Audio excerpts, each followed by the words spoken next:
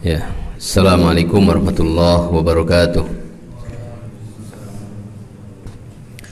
Alhamdulillahirabbil alamin, wassalatu wassalamu ala Muhammadin khatamil anbiya wal mursalin wa ala alihi wa ashabihi ajmain. Ya ayyuhalladzina amanu taqullaha wa qulu qawlan sadida yuslih lakum a'malakum wa yaghfir lakum dhunubakum. Wa may yuti'illaha wa rasulahu faqad faza fawzan 'azima. Amma ba'd. Kita lanjutkan murajaah di dalam kitab Manhajus Salikin. Masih dalam pembahasan kitabus salat, dan sekarang kita masuk ke bab tentang pembatal-pembatal salat. Ya, Ustaz Saiful, Iqra.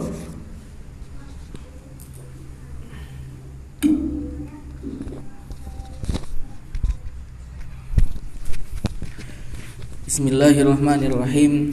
Qala muallif Asy-Syaikh Abdurrahman bin Nasir As-Sa'di rahimahullahu taala, babu mufsidatis salati, bab tentang pembatal-pembatal salat, wa makruhatiha, dan makruh-makruh dalam salat.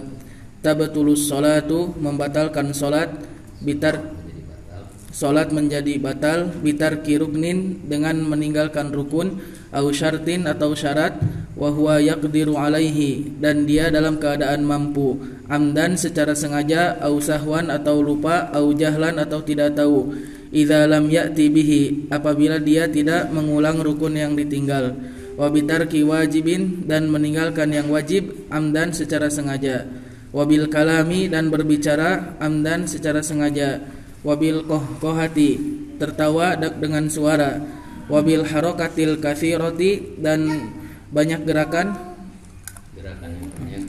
yang banyak, urfan, menurut kebiasaan, al mutawaliyati, yang berkesinambungan, li ghairi daruratin, dengan tanpa keadaan darurat, li'annahu, yang empat ini membatalkan salat karena fil awwali, pada yang pertama, taroka, dia meninggalkan, ma, sesuatu, la tatim ibadatu, yang tidak sah ibadah, illa bihi, kecuali dengannya, wabil akhirati, dan dengan yang akhirnya, fa'ala ma, dia melakukan sesuatu, yunha anhu fiha, yang dilarang dalam salat, wa yukrahu, dan dimakruhkan, al-iltifatu, menengok, fis salati, dalam salat, li'anna nabiyya, karena Nabi sallallahu alaihi wasallam, su'ila, ditanya, anil iltifati, tentang menengok, fis salati, di dalam salat, faqala, maka Nabi menjawab, huwa, menengok, ikhtilasun, adalah pencurian, yakhtalisuhu syaitanu, yang dilakukan oleh syaitan, min salatil abdi, dari salat seorang hamba. Rawahul Bukhari.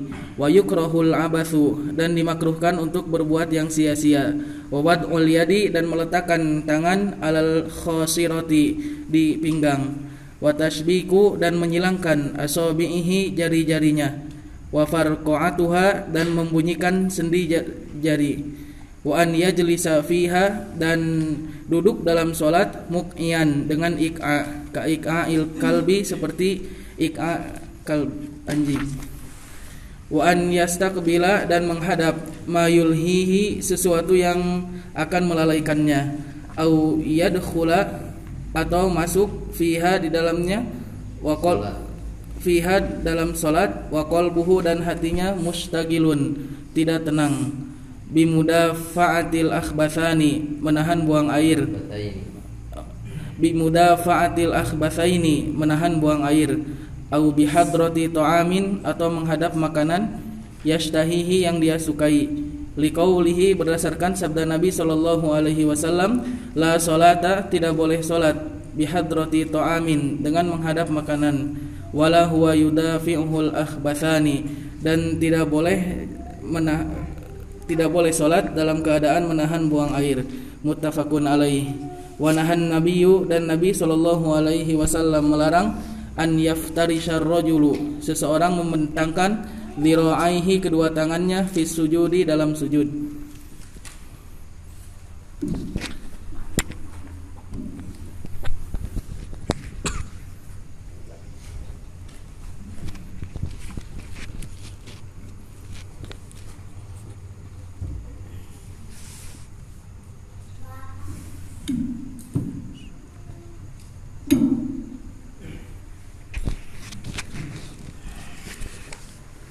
Bab ini menjelaskan kepada kita tentang pembatal-pembatal solat dan perkara-perkara yang dimakruhkan di dalam solat. Pembatal-pembatal solat hukumnya haram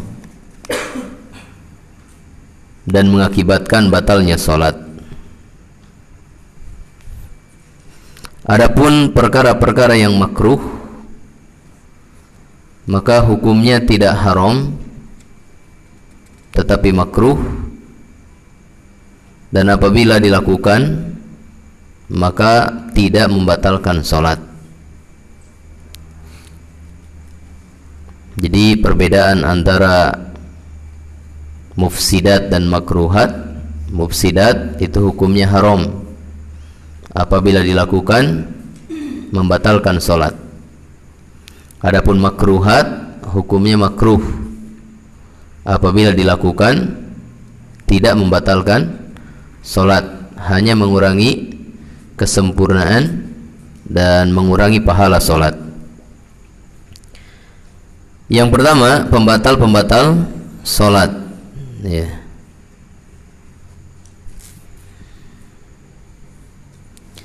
Di sini al-muallif menyampaikan pembatal salat ada 6.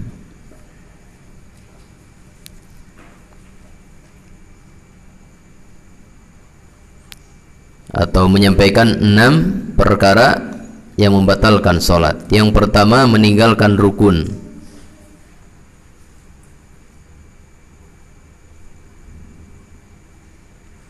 Yang kedua, meninggalkan syarat.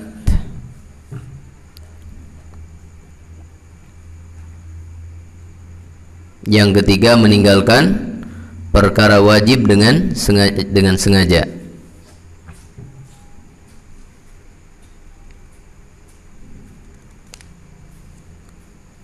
Yang keempat, berbicara dengan sengaja. Yang kelima, tertawa dengan suara.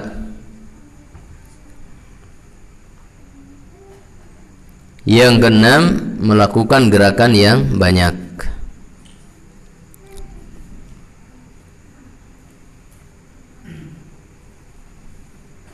Yang pertama, meninggalkan rukun. Di sini muallif menjelaskan meninggalkan rukun akan membatalkan salat, baik dengan sengaja atau dengan lupa atau dengan tidak tahu. Maka dalam 3 keadaan ini meninggalkan rukun hukumnya batal, ya. Meninggalkan rukun dengan sengaja atau dengan lupa atau dengan tidak tahu, maka itu membatalkan salat, kecuali ketika lupa atau tidak tahu terus dia mengadakan rukun yang tertinggal tersebut, maka itu tidak batal salatnya. Jadi perbedaan antara sengaja dengan lupa. Kalau sengaja mutlak batal. Kalau lupa terus dia ingat, maka ketika ingatnya dia melakukan kembali rukun tersebut, maka tidak batal salatnya. Tapi kalau dia tidak melakukan kembali rukun tersebut setelah dia ingat, maka batal salatnya. Yang kedua, meninggalkan apa? Syarat. Ya, meninggalkan syarat, karena suatu ibadah tidak akan sah kalau syaratnya ditinggalkan. Umpamanya apa? Menutup aurat. Nah, ditinggalkan menutup aurat ini, salat dengan membuka aurat. Menghadap kiblat, salat dengan membelakangi kiblat atau tidak menghadap ke arah kiblat, maka ini tidak sah salatnya, ya, karena meninggalkan syarat sahnya. Kemudian yang ketiga, meninggalkan perkara yang wajib. Meninggalkan perkara yang wajib, ya. Nah, meninggalkan perkara yang wajib ini membatalkan sholat apabila ditinggalkan dengan sengaja. Apabila ditinggalkan dengan sengaja. Adapun kalau meninggalkannya dengan sebab lupa, maka ini tidak membatalkan sholat. Ya, perkara wajib yang bukan rukun, kalau ditinggalkan dengan sebab lupa, maka ini tidak membatalkan sholat. Kemudian pembatal yang keempat, berbicara dengan sengaja. Maksudnya berbicara kepada manusia, seperti menjawab salam, seperti mendoakan dengan menggunakan bahasa percakapan. Ya, ada orang bersin, alhamdulillah, lalu kita doakan, yarhamukallah, ada ka-nya, yarhamukallah, maka ini namanya kalam, ya, membatalkan sholat. Kalau sekadar membaca alhamdulillah tidak membatalkan sholat, tapi kalau mendoakan yarhamukallah ini membatalkan sholat, karena ini berbicara kepada manusia. Kemudian pembatal yang kelima adalah kohkoha, yaitu tertawa dengan adanya suara. Kalau sekedar tersenyum ini tidak membatalkan sholat. Kemudian yang keenam adalah melakukan gerakan yang banyak. Melakukan gerakan maksudnya gerakan yang bukan gerakan sholat. Maksudnya gerakan bukan gerakan sholat, gerakan di luar sholat. Nah, gerakan di luar sholat akan membatalkan sholat dengan 3 syarat. Gerakan di luar gerakan sholat akan membatalkan sholat dengan 3 syarat. Yang pertama, gerakannya banyak. Maka kalau sedikit tidak membatalkan sholat. Ukuran banyaknya bagaimana? Beliau mengatakan urfan, ya, secara kebiasaan. Ya, para ulama beda pendapat. Ada yang menyebutkan kebiasaan itu minimal 3 kali,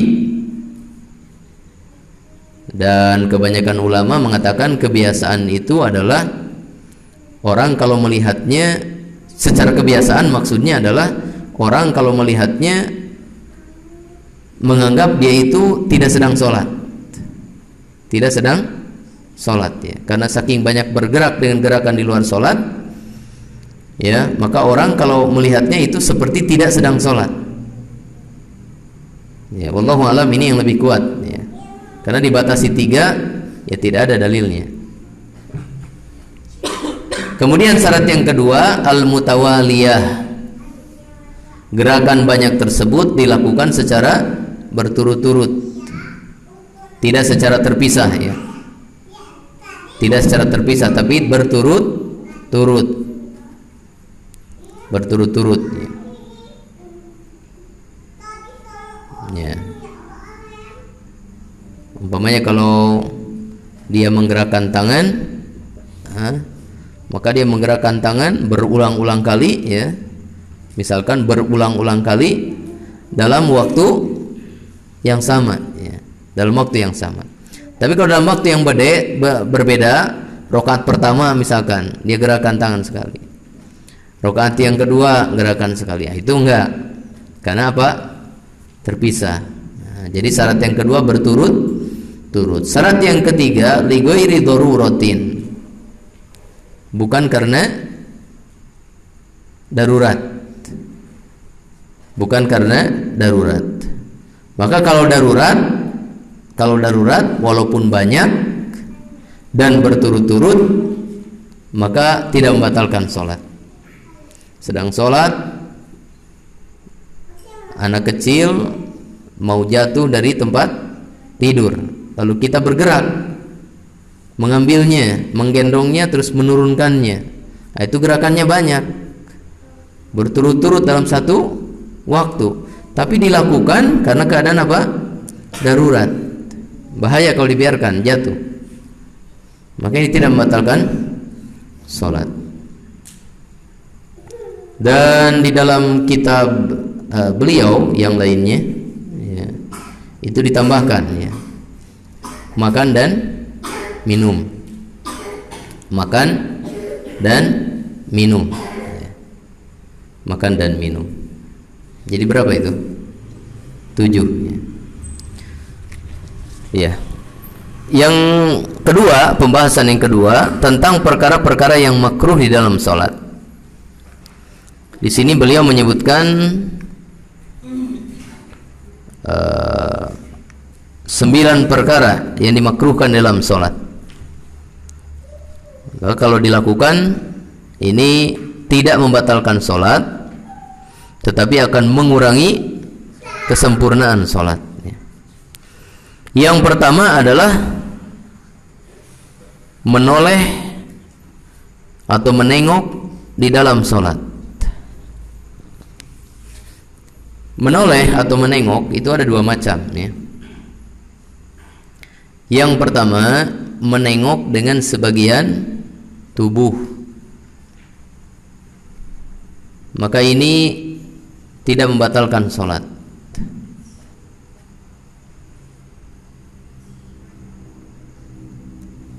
Yang kedua, menengok dengan seluruh tubuh.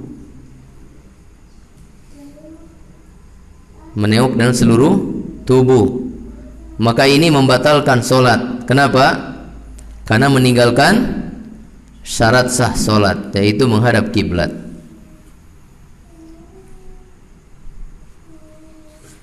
Yang dimaksud menengok adalah berpaling dari arah kiblat. Berpaling dari arah kiblat. Nah, kalau berpaling dengan sebagian badan ini makruh, tidak membatalkan salat. Tapi kalau berpaling dengan seluruh badan ini apa? Membatalkan salat karena meninggalkan syarat sah salat. Perkara yang kedua, melakukan perbuatan yang sia-sia. Melakukan perbuatan yang sia-sia. Ya. Umpamanya apa? Ya, ngelus-ngelus jenggot, ya. Ngelus-ngelus jenggot. Atau kalau pakai jam tangan, ya betul-betulkan jam tangan. Ya. Atau kalau pakai kacamata, cabut, lihat, pasang lagi. Ya. Nah, ini maksudnya apa? Paham ini? Nah, ini perbuatan sia-sia.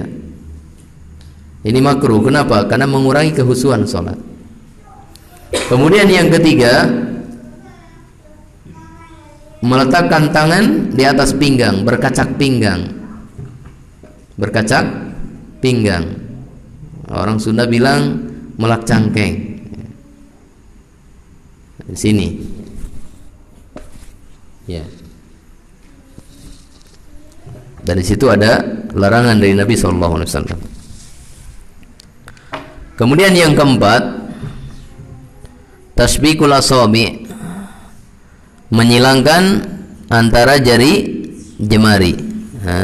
Menyilangkan jari-jari tangan kanan ke jari-jari, ke sela-sela jari-jari tangan kiri. Begini. Punya begini. Nah, ini tasbik dengan tangan. Nah, ini makruh, ya, karena ini perbuatan Yahudi di dalam ibadah mereka. Kemudian yang kelima, farqoah. Farqoah itu menekan jari-jari, ya. Dan terkadang itu menimbulkan apa? Suara. Seperti ini, ya. Nah, itu ada suaranya. Nah, itu, ya. Itu namanya apa? Farqoah. Nah, ini makruh, ya, sebenarnya masuk dalam nomor 2 tadi. Perbuatannya apa? Sia-sia. Kemudian yang keenam, duduk ik'a. Duduk ik'a, ya.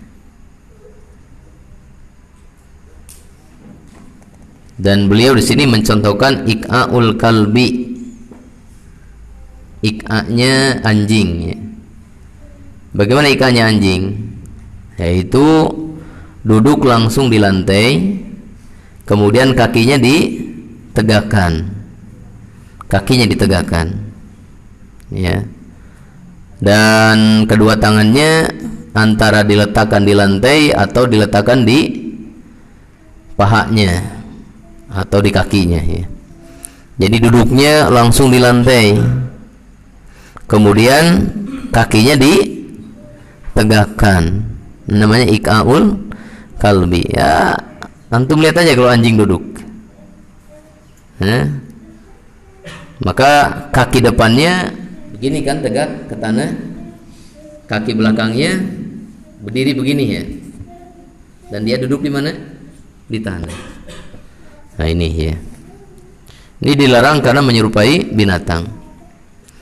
Kemudian yang ketujuh, menghadap sesuatu yang melalaikan dia di dalam sholat.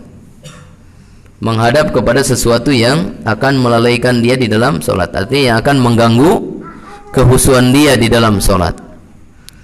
Umpamanya di depannya ada gambar, nah, di depannya ada tulisan-tulisan. Nah ini bisa melalaikan sholatnya, maka makruh hukumnya. Kemudian yang kedelapan, ya, yang kedelapan, masuk dalam sholat dalam keadaan hatinya terganggu,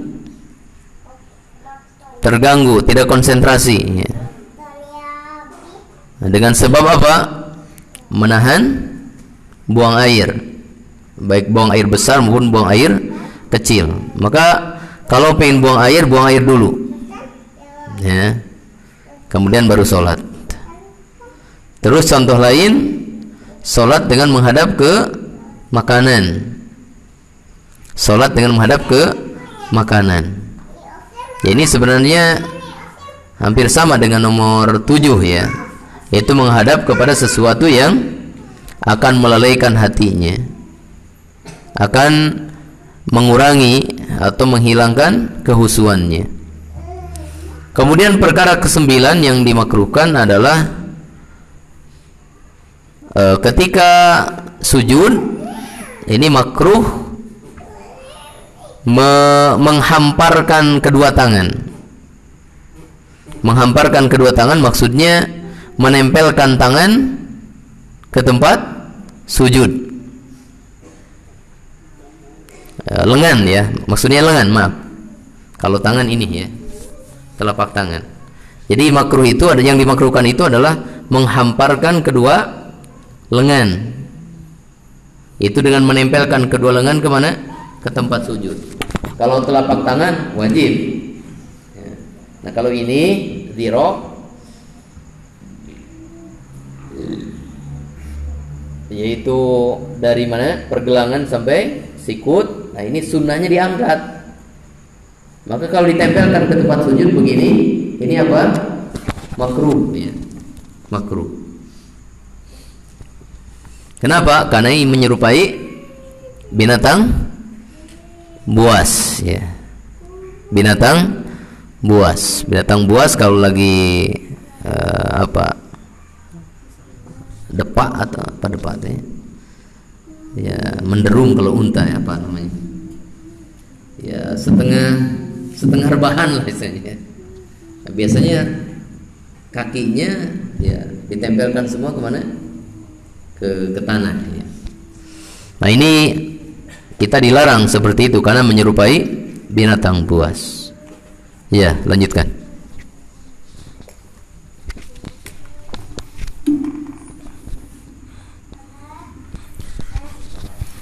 Babu salati tatawu'i, bab tentang salat sunnah. Salatul kusufi, salat gerhana. Wa akaduha, salat sunnah yang paling kuat, salatul kusufi adalah salat gerhana. Lianna nabiyya, karena Nabi sallallahu alaihi wasallam fa'alaha, melakukannya, wa amara biha, dan memerintahkan untuk salat gerhana. Wa tusalla, dan dilaksanakan salat ala sifati, dengan cara hadisi Aisyah, yang ada dalam hadis Aisyah, anna nabiyya, bahwasanya Nabi sallallahu alaihi wasallam jahara, mengeraskan, fi salatil kusufi, dalam salat gerhana, fi qiraatihi, bacaannya, Fasalla arba'a raka'atin, dan salat dengan 4 ruku', fi raka'ataini, dalam 2 rakaat, wa arba'a sajadatin, dan 4 sujud. Muttafaqun alaih. Salatul witri, salat witir. Wa salatul witri, dan salat witir, sunnatun muakkadatun, adalah sunnah muakkadah. Dawaman nabiyyu, Nabi sallallahu alaihi wasallam mendawamkan alaihi salat witir, hadoron, baik dalam keadaan mukim, wa safaron, atau dan safar, wa hasan nasa, dan menganjurkan manusia alaihi, untuk salat witir, wa aqalluhu, minimal, rakaatun, 1 rakaat, wa aktsaruhu, dan maksimal, 11 rakaat, wa waktuhu, dan waktunya, min salatil isya'i, dari salat isya, ila tulu'il fajri, sampai terbit fajar. Wal afdalu, dan yang paling utama, an yakuna, salat witir ini, akhir salatihi, adalah akhir salatnya. Kama qala an-nabiyyu, sebagaimana sabda Nabi sallallahu alaihi wasallam, ij'alu, jadikanlah, akhir salatikum, akhir salat kalian, bil laili, di waktu malam, witron, witir. Muttafaqun alaih. Wa qala, dan Nabi bersabda, man khafa, barang siapa khawatir, an la yakuma, tidak bangun, min akhiril laili, pada akhir malam, falyutir awwalahu, maka witirlah di awal malam. Wa man tama'a, dan barang siapa yang bersemangat, an yakuma, untuk bangun, akhirahu, di akhir malam, falyutir, maka salat witirlah, akhirul laili, di akhir malam. Fa inna salata, karena sesungguhnya salat, akhirul laili, di akhir malam, masyhudatun, adalah disaksikan, wa dzalika afdalu, dan itu yang lebih utama. Rawahu Muslimun. Salatul istisqai, salat istisqa. Wa salatul istisqai, dan salat istisqa, sunnatun, sunnah, idza idtarran nasu, apabila manusia dalam keadaan bahaya, lifaqdil ma'i, karena hilangnya hujan. Wa tuf'alu, dan dilaksanakan, ka salatil idi, seperti salat id, fis sahra'i, di lapangan. Wa yakhruju ilaiha, dan manusia pergi menuju lapangan, mutakhasyian, dalam keadaan khusyuk, mutadzallilan, sederhana, mutadarrian, merendahkan diri. Fayusalli rak'ataini, dan salat 2 rakaat. Tsumma yakhtubu, kemudian khutbatan wahidatan, 1 kali khutbah. Yuksiru fiha, diperbanyak dalam khatib, memperbanyak al-istighfar. Khatib memperbanyak di dalam khutbah al-istighfar, istighfar, wa qiraatal ayati, dan membaca ayat, allati fiha, yang di dalamnya, al-amru bihi, terdapat perintah untuk istighfar. Wa yulihhu, dan mengulang-ulang, fid du'ai, dalam berdoa. Wala yastabti'u, dan tidak boleh menghambat, al-ijabata, diijabahnya doa.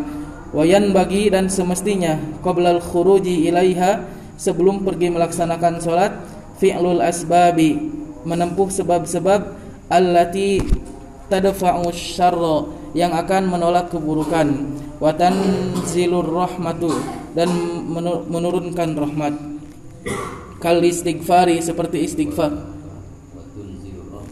wa tunzilur rahmata, dan menurunkan rahmat, kal istighfari, seperti istighfar, wat taubati, dan taubat, wal khuruji, dan keluar, minal mazalimi, dari sikap zalim, wal ihsani, dan berbuat baik, ilal khalqi, kepada makhluk, wa ghairiha, dan yang lainnya, minal asbabi, dari sebab-sebab, allati ja'alaha Allahu, yang Allah jadikan, jalibatan lirrahmati, yang akan mendatangkan rahmat, dafi'atan lin nikmati, dan menolak bahaya. Wallahu a'lam.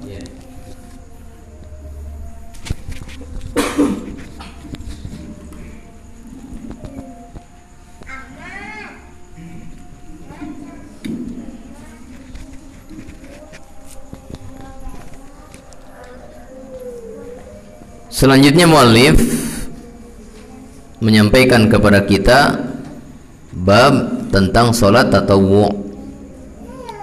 Salat tatawwu itu artinya salat sunnah. Salat sunnah ada dua macam. Yang pertama, salat sunnah mutlaqah, ya, yaitu salat sunnah yang tidak terikat dengan sebab.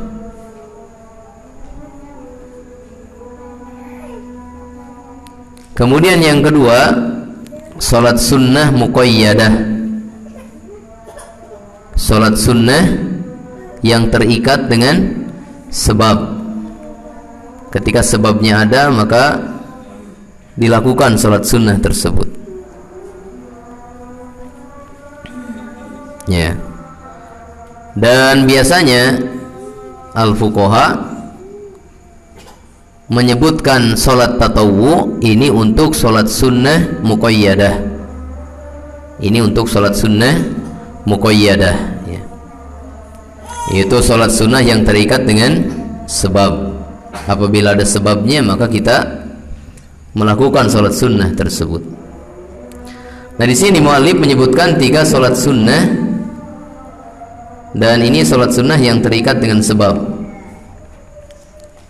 Yang pertama, dan beliau katakan ini yang paling kuat, yang paling dianjurkan, yaitu salat gerhana. Salat gerhana. Alasannya karena Nabi melakukannya sallallahu alaihi wasallam, dan Nabi juga memerintahkannya.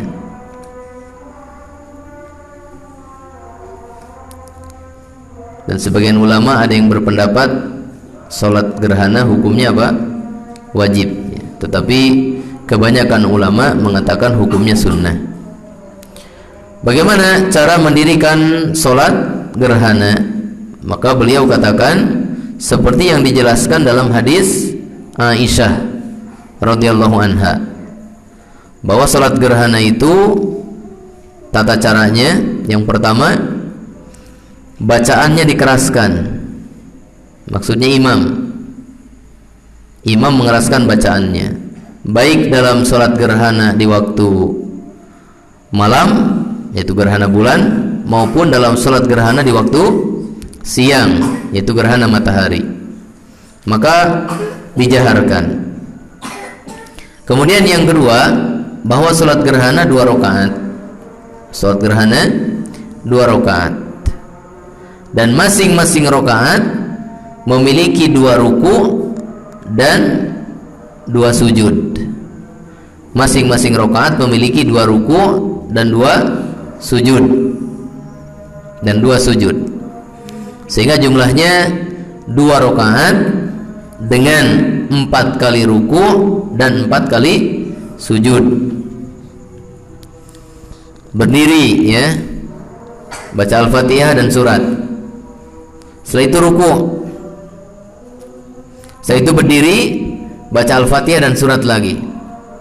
Setelah itu ruku. Setelah itu berdiri, i'tidal, kemudian sujud. Dan selanjutnya sama seperti sholat yang lainnya. Dalam rakaat kedua juga begitu, ya. Jadi antara ruku yang pertama dengan ruku yang kedua, di situ membaca Al-Fatihah dan surat.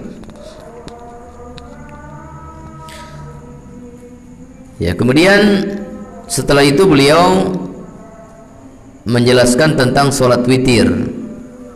Yang kedua, sholat witir. Kalau sholat gerhana, penyebabnya gerhana. Adapun sholat witir, ya, maka ini masuk kepada sholat malam yang dilakukan di waktu malam. Maka ini terikat dengan waktu malam. Maka sholat witir ini tidak bisa dilakukan di waktu siang, karena dia terikat dengan waktu malam. Nah, sholat witir beliau menyebutkan adalah sholat sunnah muakkadah, sholat sunnah yang sangat ditekankan. Ya, yang dimaksud dengan muakkadah ini yang ya, dianjurkan untuk senantiasa dikerjakan, senantiasa dikerjakan. Maka Nabi», senantiasa melakukan sholat witir baik dalam keadaan mukim maupun dalam keadaan safar. Beliau senantiasa begitu, dan beliau juga mengajak yang lain untuk mendirikan sholat witir ini. Berapa rakaat sholat witir? Nah, beliau mengatakan minimal sholat witir 1 rakaat dan maksimal sholat witir 11 rakaat. 11 rakaat. Nah, caranya bisa 1 rakaat, bisa 3 rakaat. Nah, yang 3 rakaat witir ini ada 2 cara. Cara yang pertama 3 rakaat langsung dan tidak ada tasyahud awal. Jadi rakaat pertama, kedua, ketiga langsung. Tidak seperti maghrib, rakaat kedua ada apa? Tasyahud awal. Kalau witir nggak ada. Cara yang kedua untuk sholat witir yang 3 rakaat adalah 2 rakaat salam, kemudian 1 rakaat. Paham ini? Jadi 3 rakaatnya dibagi 2. 2 rakaat pertama, kemudian salam, kemudian 1 rakaat yang terakhir. Kemudian sholat witir juga bisa dilakukan 5 rakaat. Kemudian sholat witir juga bisa dilakukan 7 rakaat. Kemudian sholat witir juga bisa dilakukan 9 rakaat. Nah, dalam sholat witir 9 rakaat, maka ada tasyahud awal di rakaat ke-8. Jadi setelah rakaat ke-8 tasyahud awal. Setelah itu berdiri rakaat 9, kemudian tasyahud akhir. Bisa juga dilakukan 11 rakaat. Bisa juga dilakukan langsung 11 rakaat. Adapun riwayat yang datang dari Nabi SAW hanya sampai 9. Tapi kalaupun mau dilakukan sampai 11, ya sebagian ulama mengatakan tidak mengapa. Kemudian waktu sholat witir adalah dari selesai sholat isya sampai sebelum subuh. Ini sholat malam. Jadi setelah selesai sholat isya sampai sebelum subuh, sebelum terbitnya fajar subuh ya. Kemudian yang paling utama sholat witir ini di akhir malam. Yang paling utama sholat witir dilakukan di akhir malam. Itu di sepertiga malam terakhir. Dan yang paling utama, ini yang disebut oleh muallif, wal afdal an yakuna akhir salatihi. Dan yang paling utama, sholat witir ini dilakukan di akhir sholat malam. Jadi sholat malam dulu ya, 2 rakaat, 2 rakaat, 2 rakaat ya. Sholat malam 2 rakaat, 2 rakaat. Nah, nanti sholat malamnya diakhiri dengan apa? Witir. Jadi witir ini sebagai penutup dari sholat malam. Itu yang lebih utama. Jadi sebelum sholat witir ada sholat malam dulu, sholat tahajud dulu ya. Dan witir sebagai penutupnya. Itu yang lebih utama. Tetapi cuma witir saja tidak apa-apa. Kemudian sholat witir bisa dilakukan sepanjang waktu, mau di awal malam atau di pertengahan malam atau di akhir malam. Dan di akhir malam itu yang lebih apa? Utama, seperti tadi yang disebutkan ya, wadzalika afdal, kan itu lebih utama. Kemudian yang ketiga, sholat istisqa, sholat meminta hujan. Itu apabila kemarau panjang atau tanah mengering, tidak ada air ya, tidak mendapatkan air, kesulitan mendapatkan air. Bagaimana cara sholat istisqa? Cara sholat istisqa di sini disebutkan seperti sholat id, seperti sholat id ya. Berarti dilakukan berapa? 2 rakaat. Sholat istisqa seperti sholat id. Dilakukan berapa? 2 rakaat. Perbedaannya dengan sholat lain apa? Pada rakaat pertama ada takbir tambahan berapa? 7 kali takbir. pada rakaat yang kedua ada tambahan 5 kali takbir, ya, yaitu sebelum membaca Al-Fatihah. Yang lainnya sama seperti sholat yang lainnya. Jadi sholat istisqa seperti sholat id. Kemudian sholat istisqa dilakukannya di apa? Di tempat yang terbuka, di lapangan, ya. Kemudian untuk mendirikan sholat istisqa, maka sunnahnya kita, ya, pergi ke sholat istisqa dengan keadaan khusyuk, tidak bercanda, tidak banyak ngobrol, ya, tapi khusyuk, tenang. Kemudian berpenampilan sederhana dan merendahkan diri, karena kita ini mau minta hujan kepada Allah Ta'ala. Maka kalau orang pergi ke sholat istisqa dalam keadaan, ya, yang wanitanya pakai apa namanya, make up dan sebagainya, pakai baju yang bagus, tabarruj, nah, ini tidak sesuai. Ini mau minta tapi malah melanggar, ya. Penampilannya malah melanggar, atau penampilannya malah penampilan orang yang apa, mewah, ya. Mesti kalau kita minta penampilannya apa, sederhana.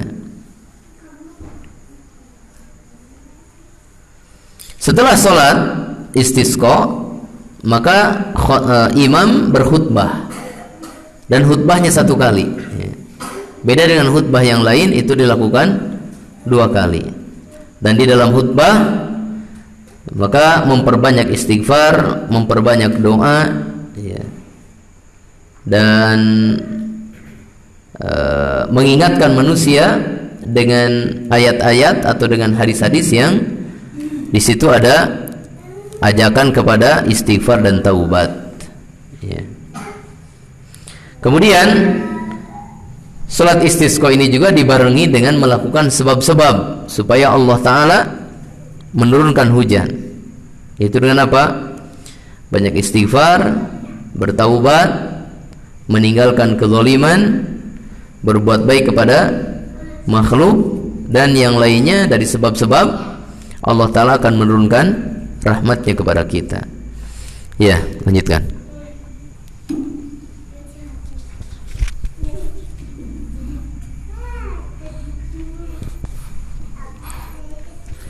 Auqatun nahi, waktu-waktu terlarang salat. Wa auqatun nahi, dan waktu-waktu terlarang anin nawafili, dari salat sunnah al mutlaqati, mutlaqah. Minal fajri, setelah salat subuh, ila an tartafi'a syamsu, sampai naiknya matahari, qaida ramhin, sekitar 1 tumbak dari tempat naiknya. Wa min salatil asri, dan dari setelah salat asar, ilal gurubi, sampai terbenamnya matahari. Wa min qiyami syamsi, dan dari tegaknya matahari, fi kabidis samai, di tengah langit, ila an tazula, sampai tergelincirnya matahari. Wallahu a'lam.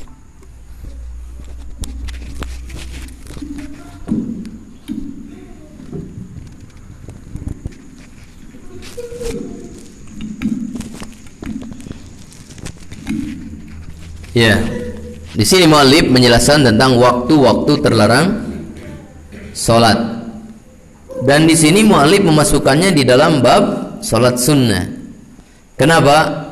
Karena larangan ini berkaitan dengan salat sunnah. Karena salat fardu ada waktunya tersendiri. Yang pertama, muallif mengatakan bahwa waktu-waktu terlarang ini berkaitan dengan sholat sunnah mutlaqah. Berkaitan dengan sholat sunnah mutlaqah. Ini artinya kalau sholat sunnah muqayyadah boleh. Kalau sholat sunnah muqayyadah boleh. Umpamanya apa? Tahiyatul masjid, ya. Boleh tidak di waktu terlarang? Boleh, ya. Kenapa? Karena dia terikat dengan sebab. Maka waktu-waktu terlarang ini adalah berkaitan dengan sholat sunnah mutlaqah. Itu sholat sunnah yang tidak terikat dengan sebab. Dan beliau menyampaikan di sini ada 3 waktu. Yang kalau dirinci maka semuanya 5 waktu. Waktu yang pertama beliau sebutkan, dan di situ 2 waktu, ya. Waktu yang pertama adalah dari fajar. Maksudnya setelah sholat subuh. Dari setelah sholat subuh sampai naiknya matahari 1 tumbak dari tempat terbitnya. Setelah sholat subuh sampai naiknya matahari 1 tumbak dari tempat terbitnya. Nah, yang pertama ini 2 waktu ya. 2 waktu yang disebutkan dalam hadis. Jadi yang beliau sebutkan yang pertama, sungguhnya di situ mengandung 2 waktu yang terlarang. Apa? Yang pertama adalah setelah sholat subuh sampai terbitnya matahari. Yang kedua, setelah terbitnya matahari. Setelah terbitnya atau terbitnya matahari, waktu yang kedua adalah terbitnya matahari sampai dia naik 1 tumbak. Kalau sudah naik 1 tumbak, maka itu masuk waktu apa? Duha. Boleh sholat. Sudah? Jadi pada nomor pertama ini berapa waktu? 2 waktu. Yang pertama adalah setelah selesai sholat subuh sampai terbitnya matahari. Kemudian yang kedua, dari terbitnya matahari sampai naiknya matahari 1 tumbak. Kemudian waktu yang kedua yang disebutkan oleh Asy-Syaikh di sini, dari sholat asar sampai terbenamnya matahari. Dari setelah sholat asar sampai terbenamnya matahari. Maka pada nomor 2 pun di sini terdapat 2 waktu. Terdapat 2 waktu. Waktu yang pertama setelah sholat asar. Waktu yang pertama setelah sholat asar. Waktu yang kedua terbenamnya matahari. Waktu terbenamnya matahari. Di waktu yang pertama setelah selesai sholat asar sampai sebelum terbenamnya matahari. Kemudian waktu yang kedua adalah ketika terbenamnya matahari. Nah, jadi kalau dikumpulkan sampai nomor 2 ada berapa itu? 4 ya. Kemudian yang ketiga adalah ketika matahari berada di tengah langit. Ketika matahari berada di tengah langit sampai tergelincirnya matahari. Setelah matahari tergelincir, maka itu masuk waktu zuhur. Ya, masuk waktu zuhur.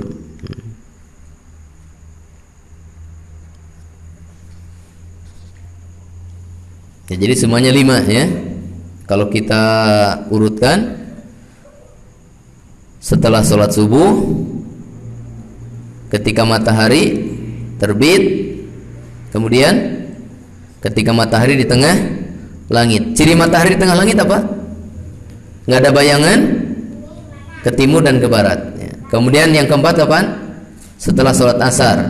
Yang kelima, ketika matahari apa? Terbenam. Ya, lanjutkan.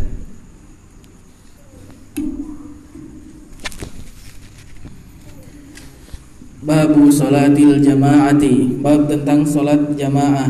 Wal imamati dan imam. Wahia dan sholat berjamaah fardu ainin adalah fardu ain. Lis sholawatil khamsi untuk sholat yang 5 waktu. Alar rijali atas laki-laki, hadron baik dalam keadaan mukim, wasafron dan safar.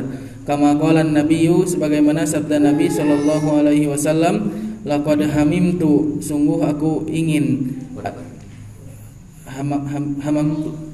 laqad hamamtu sungguh aku ingin an amura untuk memerintahkan bis sholati salat berjamaah, fatuqamu lalu salat jamaahnya didirikan, summa amura kemudian memerintahkan rajulan seseorang ya ummun nasa mengimami manusia, summa antoliko kemudian pergi kemudian aku pergi birijalin dengan seseorang ma'ahum birijalin dengan beberapa orang ma'ahum bersama mereka hazmun yang membawa ikatan, min hatabin dari kayu bakar, ila qaumin kepada kaum la yashhaduna as-salata yang tidak menghadiri salat jamaah, fa uharriqu alaihim buyutahum lalu aku bakar rumah mereka bin nari dengan api, muttafaqun alaih. Wa aqalluha dan minimal salat berjamaah imamun wa ma'mumun, imam dan makmum. Wa kullama kana aktsara dan kalau jamaahnya banyak fahuwa maka itu ahabbu ilallahi lebih dicintai oleh Allah. Wa qala dan Nabi bersabda salatul jamaati salat berjamaah afdalu adalah lebih utama min salatil faddi daripada salat munfarid bisab'in wa ishrina darajatan dengan 27 derajat. Wa qala dan Nabi bersabda idza shallaituma apabila kalian berdua salat fi rihalikuma di tempat kalian, summa ataituma kemudian kalian mendatangi masjida jama'atin masjid yang sedang didirikan salat jamaah, fasallaya maka salatlah ma'ahum bersama mereka, fa innaha karena sesungguhnya lakum bagi kalian nafilatun salat sunnah. Rawahu ahlus sunani. Wa an Abi Hurairah dan dari Abu Hurairah marfu'an secara marfu, innama ju'ilal imamu sesungguhnya dijadikan imam liyutamma bihi adalah untuk diikuti.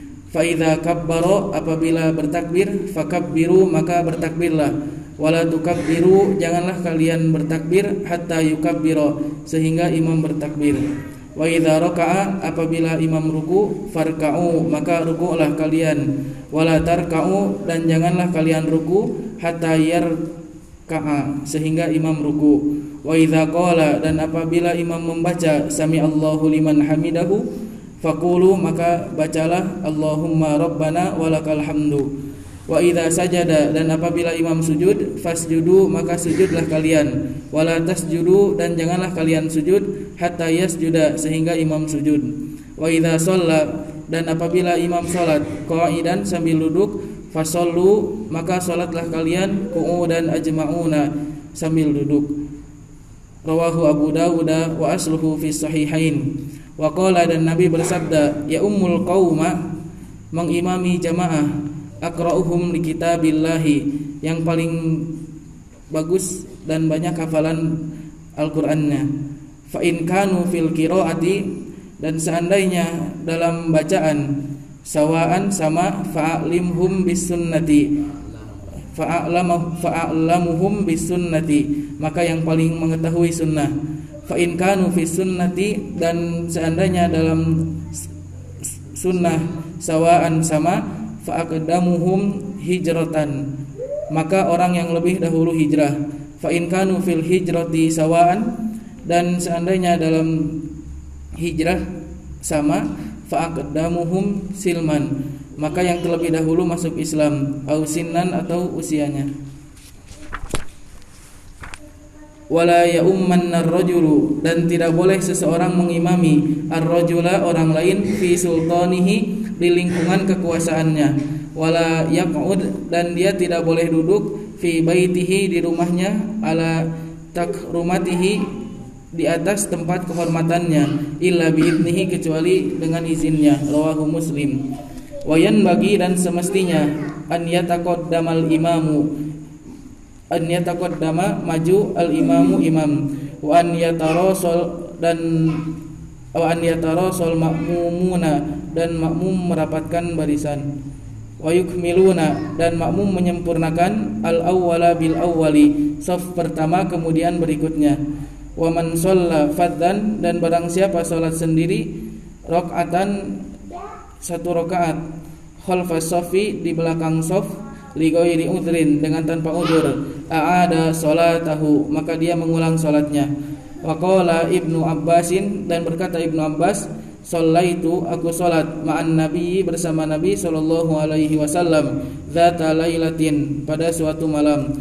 Fakumtu maka aku berdiri an yasarihi di sebelah kiri Nabi. Fa akhadha maka Nabi menarik bi ra'si kepalaku min warai dari belakangku. Faja'alani dan menjadikan aku an yaminihi di sebelah kanannya. Muttafaqun alaih. Wa qala, dan Nabi bersabda, idza sami'tumul iqamata, apabila kalian mendengar iqamah, famshu, maka berjalanlah, ila sholati, menuju salat, wa alaikumus sakinatu, dan atas kalian sakinah, wal waqaru, dan wibawa, wala tusri'u, dan janganlah kalian bersegera, dan janganlah kalian bercepat-cepat. Fama adraktum, maka apa yang kalian dapatkan dari imam, fasallu, maka salatlah. Wa ma fatakum, dan apa yang kalian ketinggalan dari imam, faatimmu, maka sempurnakanlah. Muttafaqun alaih.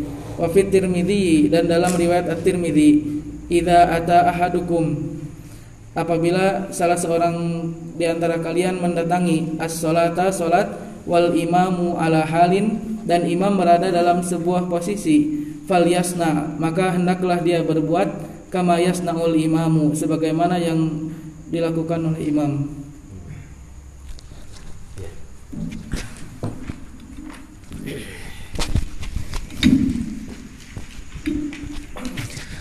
Selanjutnya muallif menjelaskan kepada kita tentang sholat jamaah dan tentang siapa yang menjadi imam di dalam sholat jamaah. Yang pertama beliau sampaikan tentang hukum sholat jamaah, maksudnya dari dalam 5 waktu. Maka beliau sampaikan bahwa sholat berjamaah dalam sholat yang 5 waktu hukumnya fardu ain atas laki-laki. Berarti kalau perempuan tidak wajib, kalau laki-laki fardu ain. Paham fardu ain? Kewajiban atas individu, ya, atas setiap orang, bukan atas jamaah. Ya, sehingga ini tidak bisa diwakili oleh orang lain. Ya, beda dengan fardu kifayah. Kalau fardu kifayah itu kewajiban atas jamaah, sehingga kalau sebagian mereka sudah melakukan, yang lain gugur, tidak wajib. Tapi kalau fardu ain, kewajibannya atas setiap orang, atas individu, maka tidak bisa digugurkan oleh orang lain. Jadi mu'alif di sini menguatkan pendapat bahwa sholat berjamaah yang 5 waktu bagi laki-laki hukumnya apa?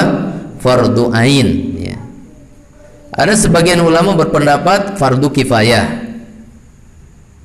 dan ada sebagian ulama berpendapat sunnah muakkadah. Nah, mu'alif menguatkan pendapat fardu ain.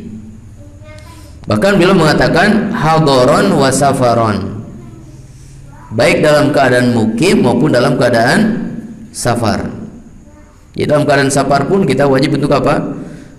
Sholat berjamaah, kecuali kalau kita menjamak. Kalau menjamak, ya dengan imam yang tidak menjamak, imam setempat tidak menjamak, sementara kita musafir mau menjamak, maka salah satu sholat kita berjamaah dengan imam. Adapun sholat yang berikutnya, ya kalau tidak ada musafir yang lain, berarti kita sholat sendirian, sehingga nanti waktu sholat berikutnya kita tidak wajib sholat berjamaah lagi. Kenapa? Karena sudah dilaksanakan tadi. Kemudian pembahasan berikutnya tentang jumlah minimal sholat berjamaah.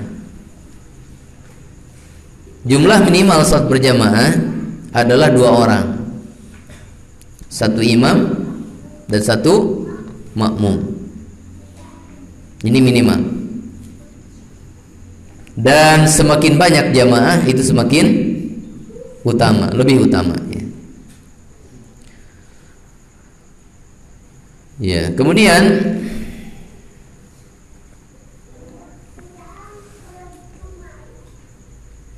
beliau menyampaikan tentang beberapa aturan di dalam sholat berjamaah, ya. Di antaranya yang pertama, kewajiban mengikuti imam, bahwa makmum wajib mengikuti imam. karena imam diangkat untuk diikuti. Maka ya, makmum mengikuti keadaan imam. Imam berdiri, makmum berdiri. Imam ruku, makmum pun ruku. Jadi tidak ada perbedaan antara gerakan imam dengan gerakan makmum. Ini ya. Kemudian yang kedua, bahwa yang namanya makmum itu mengikuti gerakan imam. Mengikuti gerakan imam maksudnya bahwa makmum bergerak setelah imam bergerak, sehingga makmum tidak mendahului imam, tidak membarengi imam, tidak juga telat dari imam, tidak juga menyelisihi imam. Ya, jadi yang kedua yang disampaikan beliau di sini, bahwa makmum mengikuti imam, maksudnya makmum bergerak setelah imam bergerak, sehingga beliau mengatakan, menyampaikan hadis, idza kabbaro fakabbiru. Kalau imam sudah takbiratul ihram, maka kalian takbiratul ihram. Wala tukabbiru hatta yukabbir. Jangan kalian takbir kalau imam belum takbir. Demikian juga ruku dan seterusnya. Ya, gerakan makmum terhadap gerakan imam ada berapa? Ada berapa macam? Gerakan makmum terhadap gerakan imam ada berapa? 5 ya. Pertama, as-sabqu, mendahului imam, maka tidak sah salatnya. Imam masih berdiri, i'tidal, ini makmum duluan sujud. Paham ini? Ya, maka ini tidak sah salatnya. Kemudian yang kedua adalah bersama imam. Bersama imam. Jadi melakukan gerakannya bareng. Tidak imam duluan, tapi bareng. Maka ini salah, walaupun tidak membatalkan sholat. Nah, ini salah walaupun tidak sampai membatalkan sholat. Ini tidak boleh, ini salah. Yang ketiga, mengikuti imam. Yang ketiga, mengikuti imam, yaitu imam dulu, setelah imam selesai langsung dia apa? Mengikutinya. Imam berdiri ke ruku, Allahu Akbar. Imam sudah ruku, baru kita Allahu Akbar. Ya, mengikuti imam. Nah, ini yang benar. Ini yang benar. Yang keempat, at-tarahi, yaitu terlambat dari imam. Terlambat dari imam. Jadi imam bergerak, misalkan berdiri ya, berdiri. Kemudian imam bergerak kemana? Ke ruku, Allahu Akbar. Sudah? Imam ruku. Nah, imam ruku, kita masih berdiri. Kita masih berdiri. Jadi tidak langsung ikut. Ini namanya apa? Terlambat. Maka ini juga salah, tetapi tidak membatalkan sholat. Jadi masih ikut imam, cuma ikutnya telat, terlambat. Maka ini apa? Salah ya, walaupun tidak membatalkan sholat. Kemudian yang ke berapa? 5 ya, mukhalafah, menyelisihi imam. Menyelisihi imam. Jadi gerakan dia itu tidak sama dengan gerakan imam. Imam ruku, dia berdiri. Imam berdiri, dia baru ruku. Imam turun ke sujud, dia i'tidal. Paham ini? Jadi sepertinya dia tidak bermakmum. Kenapa? Sepertinya dia sholat sendiri, karena tidak ada sholatnya yang bareng dengan imam, atau sebagian sholatnya nggak bareng dengan imam ya. Ya, maka ini yang mukhalafah, ya, sama dengan yang pertama, ya. Itu apa? Salah dan membatalkan sholat. Salah dan membatalkan sholat, ya. Jadi di antara 5 ini ada 4 yang salah, 1 yang benar. 4 yang salah, 2 salahnya sampai membatalkan sholat, dan 2 lagi salahnya tidak sampai membatalkan sholat. Ya, wallahu a'lam. Kemudian setelah itu beliau menyampaikan tentang siapa yang lebih berhak menjadi imam. Maka beliau menyampaikan 4 sifat secara berurutan. Sifat yang pertama, ini urutan pertama, adalah al-aqra li kitabillah, yaitu lebih banyak hafalannya, tentu bagus bacaannya, paling bagus bacaannya, maka ini didahulukan. Urutan yang kedua, kalau bacaannya sama, maka urutan yang kedua apa? Ilmunya, pengetahuan dia terhadap sunnah. Kemudian urutan yang ketiga, itu yang lebih dulu hijrah. Jadi kalau bacaan Quran sama, pengetahuan sunnahnya sama, maka didahulukan siapa yang lebih dulu hijrah. Kemudian yang keempat adalah masuk Islam atau usia. Jadi kalau bacaannya sama, pengetahuan sunnahnya sama, ya, hijrahnya pun bareng, maka siapa yang lebih dulu masuk Islam? Siapa yang lebih dulu masuk Islam? Atau siapa yang lebih tua usianya? Ya, walaupun sebagian menyamakan masuk Islam itu bukan dalam masalah usia, tapi masuk Islam itu disamakan dengan hijrah. Siapa yang lebih dulu hijrah? Kemudian setelah itu apa? Siapa yang lebih tua umurnya? Jadi yang lebih tua umurnya itu sifat yang terakhir. Qasim, nanti sobek kainnya, dah ya. Nah,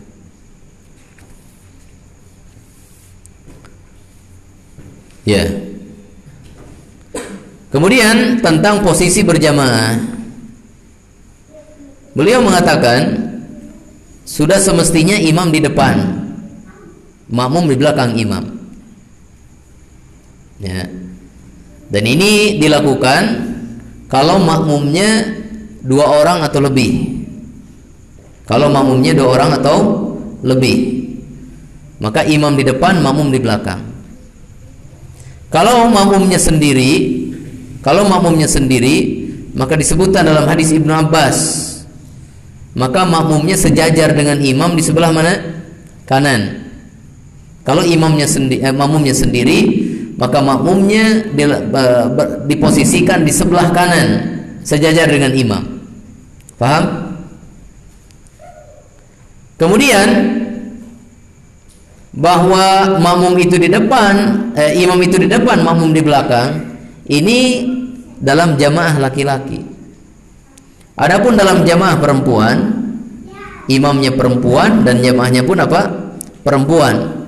Maka imamnya sejajar dengan makmum di tengah. Jadi kalau salat berjamaah perempuan dengan imam perempuan, maka imamnya itu sejajar dengan makmum di tengah. Itu sejajar dengan makmum saf pertama di tengah. Paham ini? Nah, adapun yang imam itu di depan, makmum di belakang, itu dalam jamaah siapa? Laki-laki. Imamnya laki-laki dan makmumnya laki-laki. Atau makmumnya perempuan, ya. Makmumnya perempuan. Jadi kalau imamnya perempuan, maka imam tidak maju dari makmum, tapi dia sejajar dengan makmum di saf yang pertama dan dia berada di tengah. Kemudian yang kedua, bahwa makmum dia merapatkan apa? Saf, merapatkan barisan dan juga meluruskan barisan. Kemudian yang ketiga, berkaitan dengan tata cara salat berjamaah, yaitu makmum menyempurnakan dulu saf yang terdepan, baru kemudian membuat saf berikutnya. Jadi sempurnakan saf pertama, setelah itu pindah ke saf. Kalau sudah penuh saf yang pertama, baru membuat saf yang kedua. Makanya kalau antum datang ke salat berjamaah, lihat dulu saf di depan sudah penuh belum. Kalau masih bisa masuk, masuk. Jangan dulu bikin saf yang baru.